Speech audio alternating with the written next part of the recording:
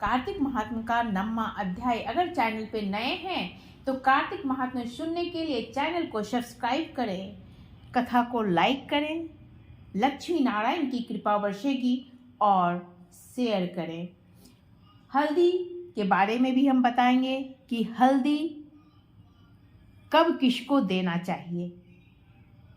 प्रेम से बोले हर हर महादेव, लक्ष्मी नारायण की जय, राधे राधे, कृष्णा कृष्णा। पृथु बोले हे मुनीश्वर, आपने जो अभी कार्तिक के व्रत में तुलसी की जड़ में विष्णु भगवान का पूजन कहा है, इसलिए मैं तुलसी के महात्म्य को पूछना चाहता हूँ।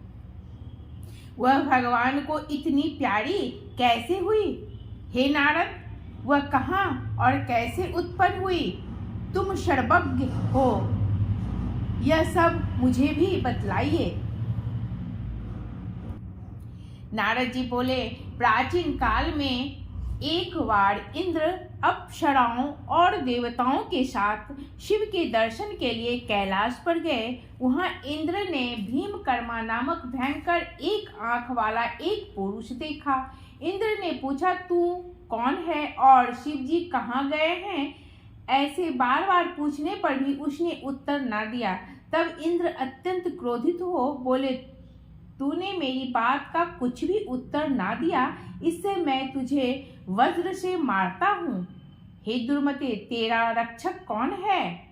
इंद्र ने यह कहकर बलपूर्वक वज्र मारा, लेकिन इंद्र का वज्र तथा भुजाएं स्तंभित हो गई। इस पर इंद्र ने अति क्रोध किया। वह पुरुष स्वयं शिव थे। बृहस्पति ने प्रणाम किया तथा इंद्र को भी उनके चरणों में झुकाया। वे अति करुणा भरे शब्दों में रुद्र की स्तुति करने लगे।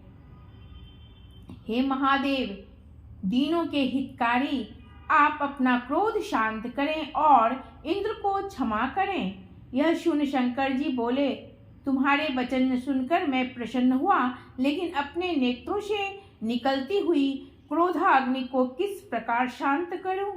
अब यह मेरे मस्तक में पुनः कैसे प्रविष्ट हो सकेगी? बृहस्पति बोले, हे दयालु, आप अपने नेत्रों की इस तेज अग्नि को कहीं अनंत स्थापित कर दें और इंद्र का उद्धार करें। तब रुद्र भगवान बोले, तुमने इंद्र को जीवन दान दिलवाया है, अतः तुम्हारा एक नाम जीव प्रसिद्ध होगा। अब मेरी यह क्रोधाग्नि इंद्र को कष्ट नहीं देगी। नारद जी बोले, शिव जी ने ऐसे कहकर उस अग्नि को हाथ में लेकर समुद्र में फेंक दिया।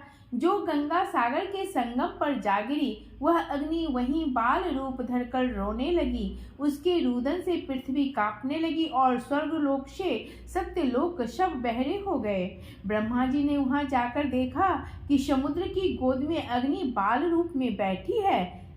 तब उन्होंने पूछा, यह अद्भुत बालक कौन है? उसके वचन सुन समुद्र ने हाथ जोड़े और प्रणाम कर वह बालक उनकी गोद में दे दिया और कहा, हे ब्राह्मण, गंगा सागर के संगम में मेरा यह पुत्र उत्पन्न हुआ है।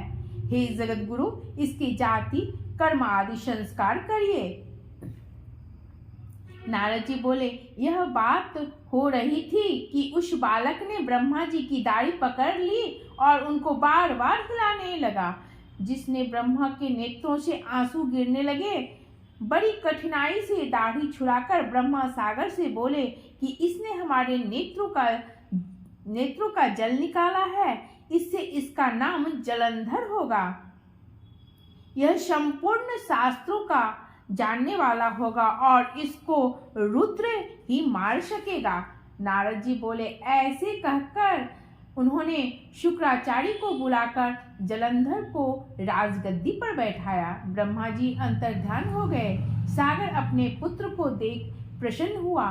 कालनेमी ने प्रभावित होकर अपनी कन्या वृंदा का विवाह जलंधर के साथ कर दिया।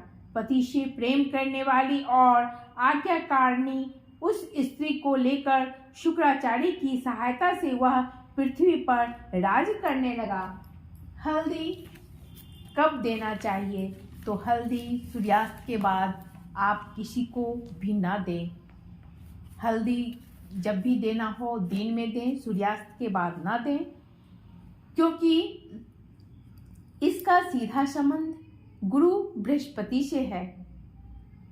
धन सौभाग्य का कारक माना जाता है, इसलिए सूर्यास्त के बाद हल्दी देने से देवताओं के गुरु नाराज हो जाते हैं, जिससे आर्थिक स्थिति पर बुरा असर पड़ सकता है। तो प्रेम से बोले हर हर महादेव।